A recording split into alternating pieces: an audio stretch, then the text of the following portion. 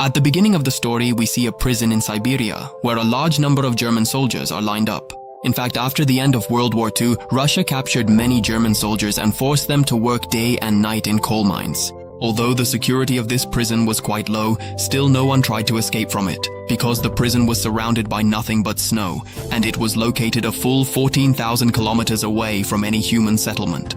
So even if a prisoner managed to escape, death was certain in the freezing cold of Siberia.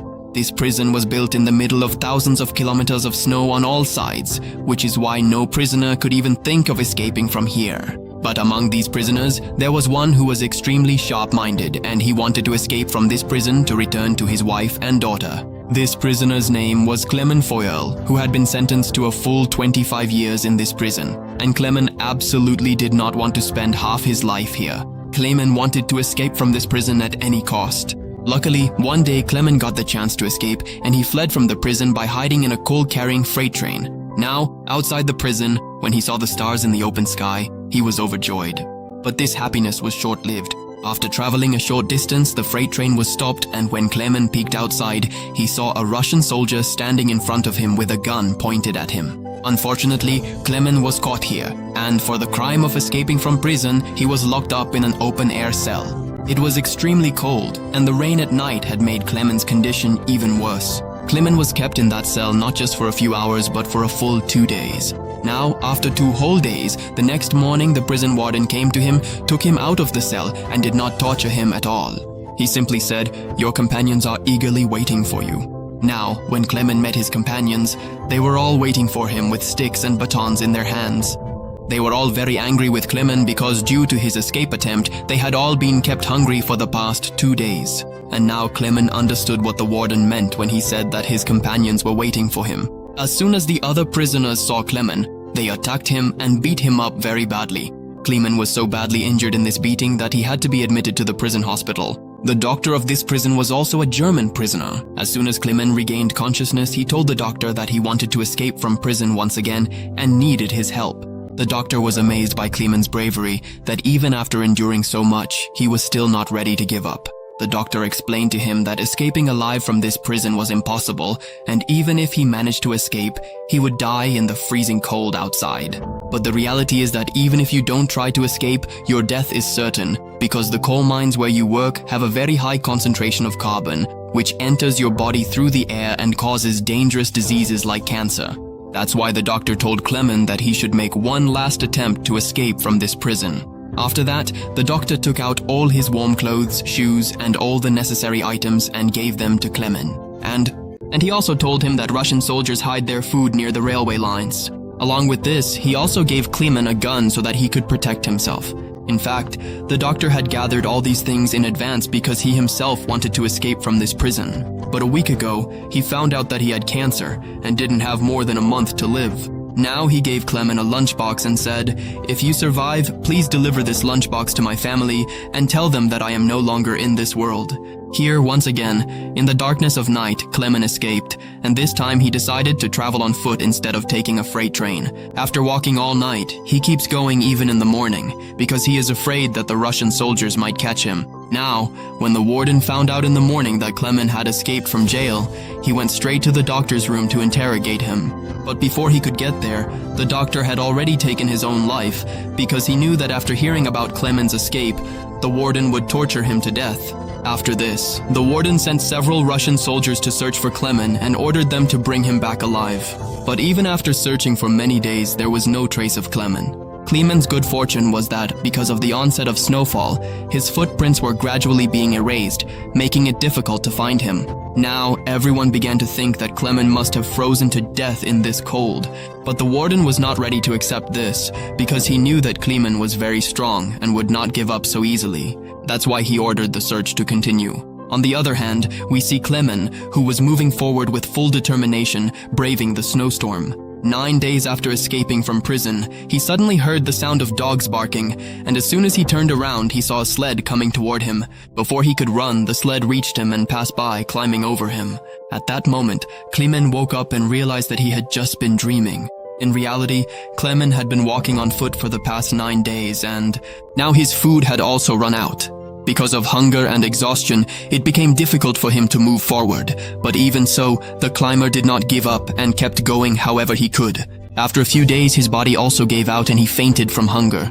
Now, a few hours later, when he regained consciousness, he heard a strange sound around him.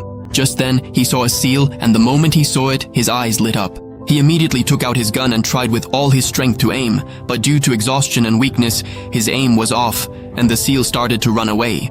Kleiman, who had found a small glimmer of hope for survival after many days, could not let go of that hope.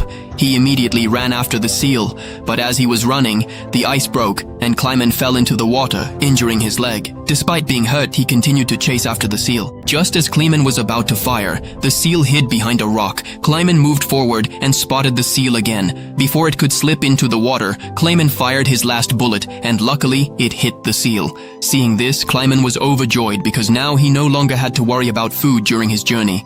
After many days, Kleiman ate his fill, rested a little, and then continued on his journey. Now, on such a long journey, Kleiman was completely alone, and there was nothing around him except snow. In this environment, his mental state could have deteriorated, so he would talk to himself and motivate himself to keep going by saying positive things. Along with this, he would constantly check his route using his compass, so that he wouldn't get lost in this snowy valley.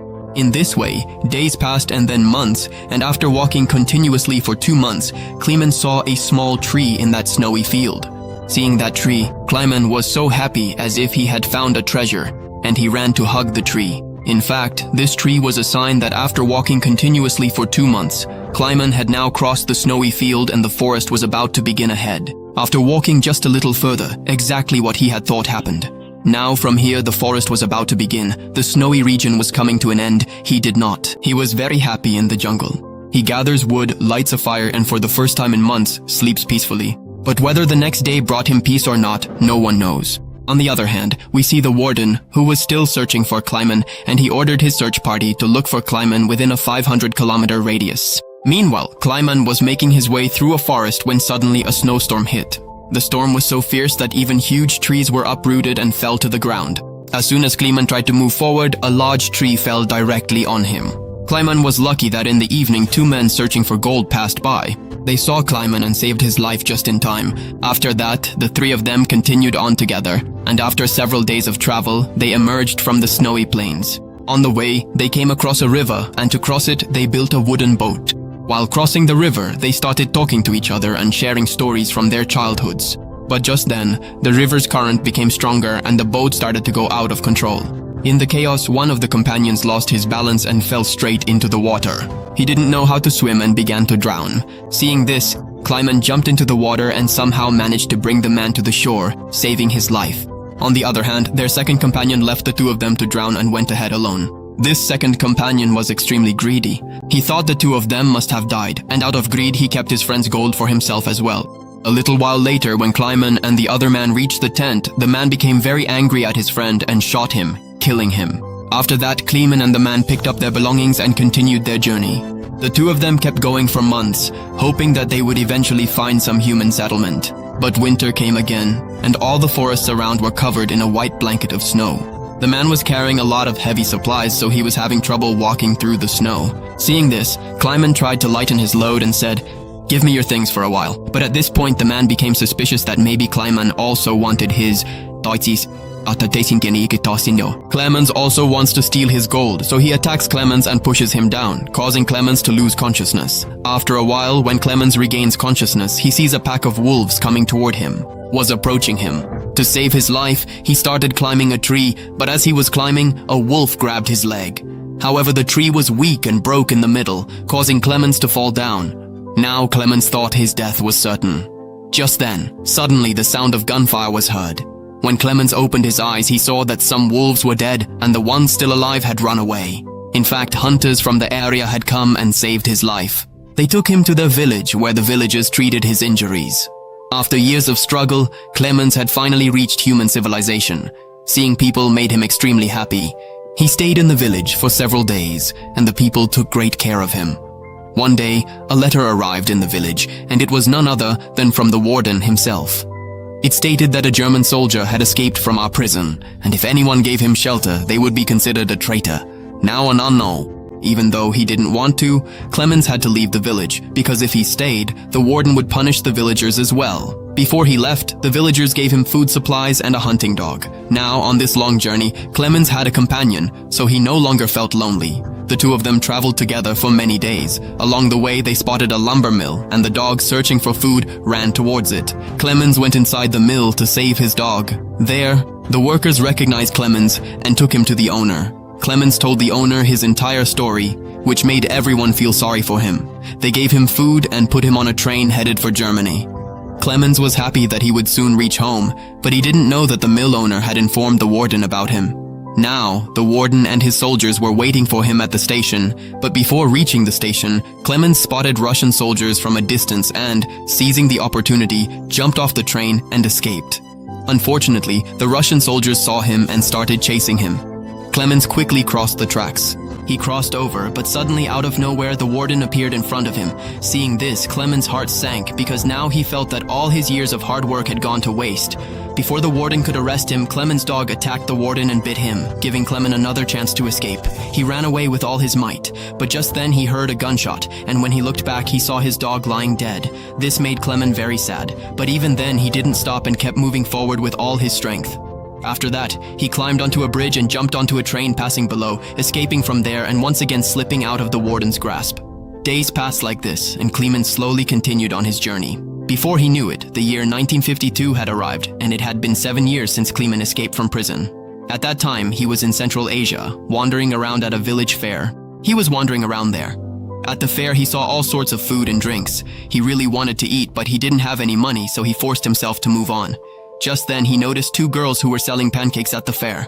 Clemens wanted to eat those pancakes, but the poor guy didn't have a single penny in his pocket, so he walked away, disappointed. But then, one of the girls felt pity for him. She broke off a piece of pancake and gave it to Clemens.